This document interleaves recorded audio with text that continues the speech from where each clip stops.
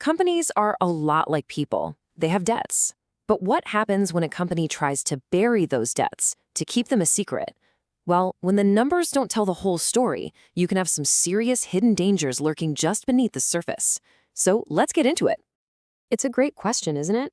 It sounds like something straight out of a detective novel. How on earth do you find something that someone is actively trying to make sure you don't find? How do you prove something exists when it's been totally scrubbed from the records? Well, believe it or not, there's a map for that. And this is it. This flowchart here is basically the playbook for these financial detectives, or as we call them, auditors. Think of it as a step-by-step guide they use to cut through all the noise in a company's finances and find out what's really going on. Let's break down how this map actually works. All right, first things first, before you can even begin to look for something that's wrong, you have to know, inside and out, what right is supposed to look like. And in the world of finance, right is all about a very specific set of accounting rules, so that's always where the investigation kicks off. Here we're zooming right in on the very top of that flowchart, the starting line for this whole process. This box is ground zero, accounting for liabilities, provisions, and contingencies. It all boils down to understanding the official rulebook. So what does all this jargon actually mean? Well, a liability is pretty simple. It's just what a company owes. A non-current liability is just a long-term debt, like a mortgage on their headquarters that they'll be paying off for years. A provision is for a debt they know is coming, but they're not quite sure when or for how much. Think of a car company setting money aside for future warranty repairs. And a contingency? That's a potential problem down the road, maybe like a big lawsuit they're fighting that they might lose. An auditor has to be an expert in all of these. Okay, so once an auditor has the rulebook memorized, they can't just start checking everything at random. I mean, can you imagine? It would take forever. No, they have to be smart about it. They move on to phase 2, figuring out where the problems are most likely to be hiding. They're looking for the financial hotspots. So we're moving down our map, and this next box, risks and assertions, is absolutely crucial. This shows us that auditors are strategic. They don't waste time looking under every single rock. Instead, they focus their energy on the areas with the highest risk, the places where the numbers are most likely to be wrong. But that brings up a key term, assertion. What is that? An assertion is really just the company's side of the story.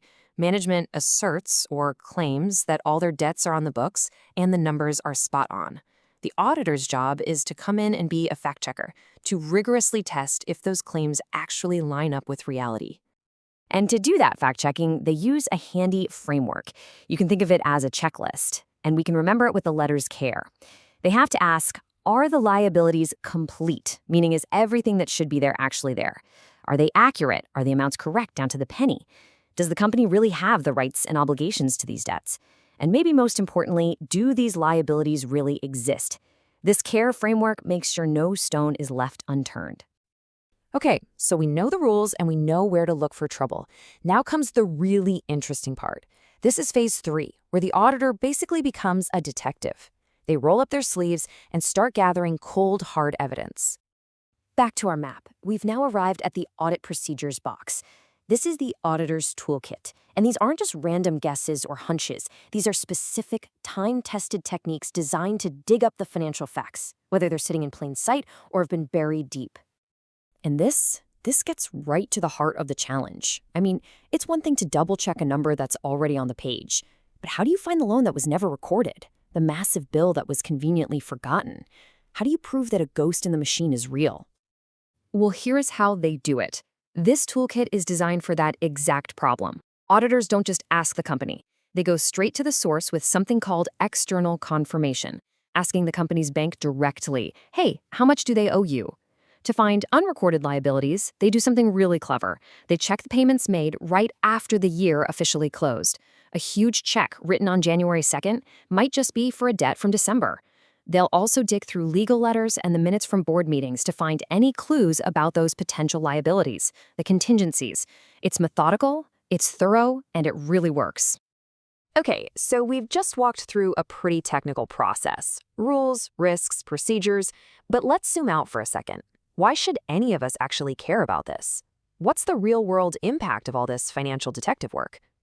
When you look at the full map one last time, you can see the whole story come together. It's not just a bunch of random checks. It is a logical journey that starts with the rules, moves to the risks, and ends with concrete evidence.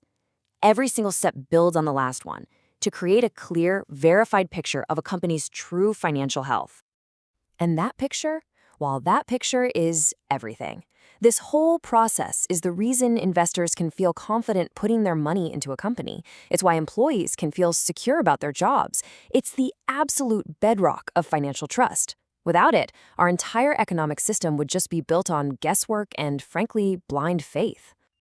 Which leaves us with one final and really important question to think about. We've seen how the system is supposed to work, right? But what happens when it breaks down? What are the real consequences when a hidden debt stays hidden and the auditors, for whatever reason, miss the clues? Now that is something worth thinking about.